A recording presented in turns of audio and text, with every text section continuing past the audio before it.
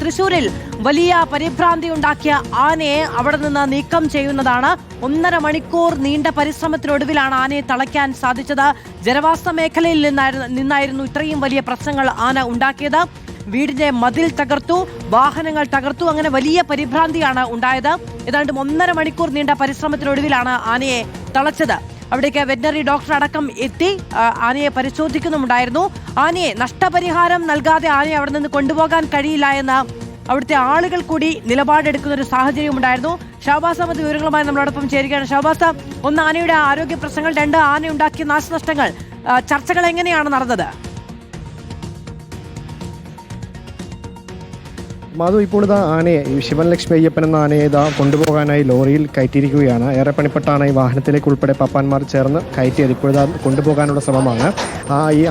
ഇതുമായി ബന്ധപ്പെട്ട നാശനഷ്ടങ്ങൾ സംബന്ധിച്ച് കൃത്യമായ കണക്കെടുപ്പ് ഇന്ന് തന്നെ നടക്കുമെന്ന് മന്ത്രി എത്തിക്കൊണ്ട് ഉറപ്പ് നൽകിയിരുന്നു. വില്ലേജ് ഓഫീസർ എത്തി ഇതുമായി ബന്ധപ്പെട്ട് ഇന്ന് തന്നെ കണക്കെടുപ്പ് നടത്തും. അതിൽ എന്തൊക്കെ നാശനഷ്ടങ്ങളാണ് ഉണ്ടായിട്ടുള്ളത്, വാഹനങ്ങളും മതിലുകളും വീടുകളും ഒക്കെ ഭാഗികമായി തകർന്നിരുന്നു, അതൊക്കെ എത്രത്തോളം ഉണ്ട് എന്ന് വില്ലേജ് ഓഫീസർ എത്തി പരിശോധിച്ച് ഇന്ന് തന്നെ റിപ്പോർട്ട് നൽകാൻ പറഞ്ഞിട്ടുണ്ട്. അതിനുശേഷം ഈ നാശനഷ്ടം സംബന്ധിച്ച കാര്യങ്ങളിൽ തീരുമാനമെടുക്കുമെന്ന് മന്ത്രി അറിയിച്ചിരുന്നു. എന്തായാലും ഇപ്പോൾ ഈ ആനയെ വാഹനത്തിലേക്ക് ഏറെ പണിപ്പെട്ടാണെങ്കിലും കയറ്റിയിരിക്കുകയാണ്. രാവിലെ 1.5 മണിക്കൂറോളമാണ് ഈ പ്രദേശത്ത് ആന വലിയ പരിഭ്രാന്തി പരത്തിക്കൊണ്ട് ഇവിടെ നിലയുറപ്പിച്ചിരുന്നത്. നിരവധി വാഹനങ്ങളും വീടുകളും ഒക്കെ തകർത്തിരുന്നു. ഈ ആനയുടെ മുകളിൽ നിന്ന് വീണ് 2ാം പപ്പാനായ അനീഷിന് പരിക്കേൽക്കുന്ന സാഹചര്യം അടക്കം ഉണ്ടായിരുന്നു. നേരത്തെ ടൗൺ ഹാളിന് മുന്നിൽ വെച്ചായിരുന്നു ആന ഇടഞ്ഞു തുടങ്ങിയത്. പിന്നീട് 3 കിലോമീറ്ററോളം ഓടി പല ഭാഗത്തെത്തി അവസാനം ഈ ഗാന്ധിനഗർ ഭാഗത്തെത്തിക്കൊണ്ട് നിരവധി നാശനഷ്ടങ്ങൾ ഉണ്ടാക്കി ഇവിടെ നിലയുറപ്പിക്കുകയായിരുന്നു. അങ്ങനെ വീടിൻ്റെ മതിലുകളും വാഹനങ്ങളും ഒക്കെ തകർത്തു. പിന്നീട് ഒരു വീടിൻ്റെ കോമ്പൗണ്ടിനുള്ളിൽ കയറി ആ ഭാഗത്തുള്ള ഷീറ്റുകളുമൊക്കെ തകർത്ത ശേഷമാണ് ആനയെ തളയ്ക്കാനായത്. 3ാം ശ്രമത്തിലാണ് ആനയെ പൂർണ്ണമായി അണിനയിപ്പിക്കാനായത്. പിന്നീട് ആനയെ ശാന്തനാക്കി